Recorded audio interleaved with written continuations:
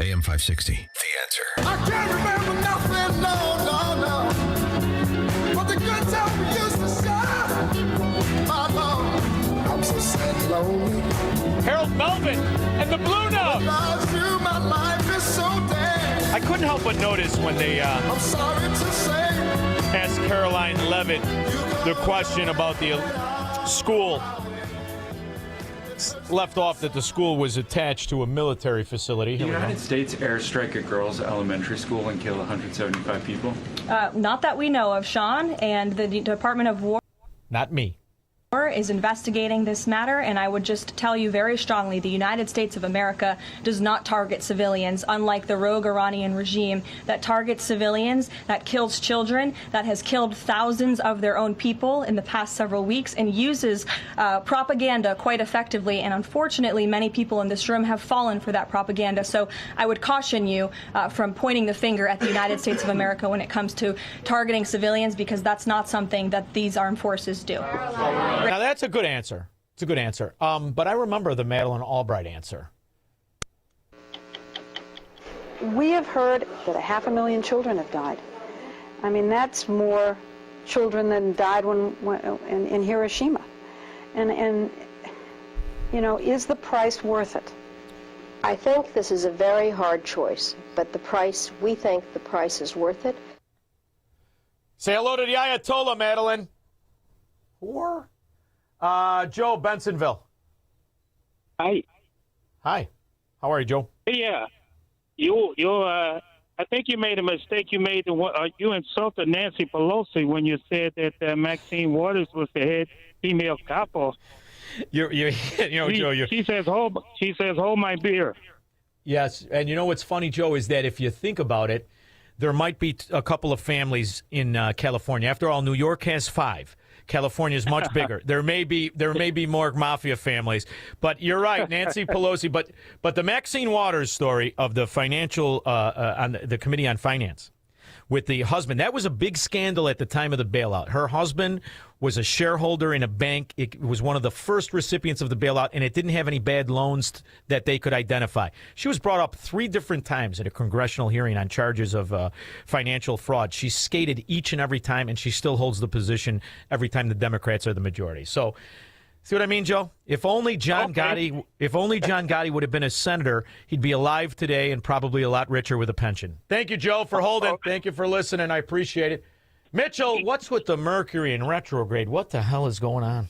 Oh, man, I love it. You know, it's funny. At least you would like it. I can't. Amy and Jeannie, they're totally not into astrology. Shocker. It's like saying, you know, Sean, gravity is just a myth. But I digress. Mercury in retrograde in Pisces does bring out a lot of things from the past. And because Pisces is ruled by Neptune, there's all these illusions and basically deceptions. So as much as people want to be reticent and want to basically, you know, throw this down the drain as if it's some kind of like, you know, myth, I caution you. Because the bottom line is that people are going to get exposed when Mercury's retrograde. You know what astrology was called 700 years ago, don't you? Science. Yeah, it's fascinating. You know, I love that stuff. By the way, when I was a trader, on my jacket are moon and stars. I love that stuff. And one of the benefits of living down here, every night I see Orion's belt and I see everything, the dippers and the rest of it. It's fascinating stuff. And if you look at what's going on in your personal life with all of the changes that happen with the tides and with, it's really fascinating stuff. So I find it very interesting. But go ahead, go to your broader point.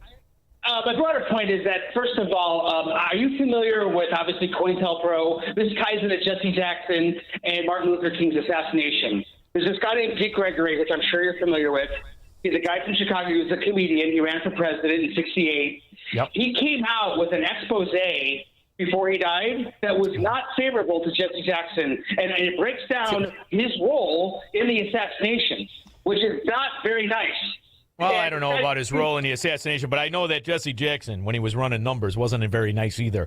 And if you look at his history, that's a gangster right there. I love it. I think it's a tribute to one of the most successful gangsters of all times. I really do. If you look at his real history, you look at his real affiliation, and call me silly. Reverends with Escalades, I'm always suspicious of.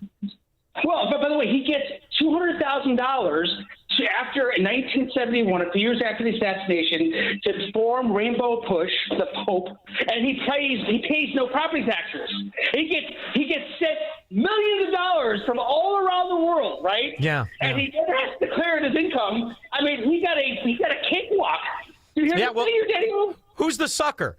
Here we are, working our ass off, living on 50% of the money. This guy's driving around in Escalades, late on child support payments from waitresses in California. Who's the sucker? Andrew, Cherville, Indiana. What's the difference between Grandpa Munster and Bill Clinton? Syphilis, stage 4. Grandpa Munster's daughter was hot, and Bill Clinton's daughter looks like she fell out of Hillary's butt. Oh, you could have just said not, but all right. See, you go a little extra mile, you go, you know what I mean? But it's an interesting testimony, Bill Clinton. And one of the things that interests me, if you're on the line, stay there. I want to get to you. This, to me, is very interesting. Familiar with Mark Middleton? Yes. Can you describe who Mark Middleton was?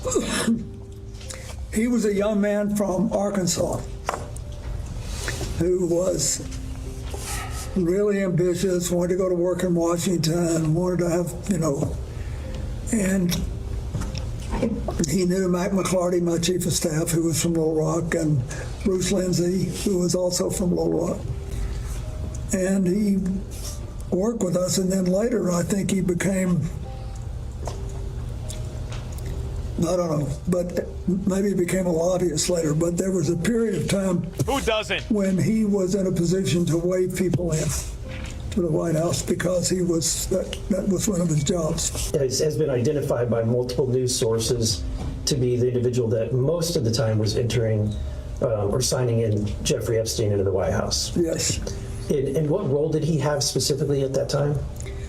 He was working and on logistical things in the White House, but there must have been someone else who he told him to let him in. Maybe Mark had I don't know if he had the authority to let people in. You can only testify to what you know. He's asking, who did Mark Middleton work for in the White House?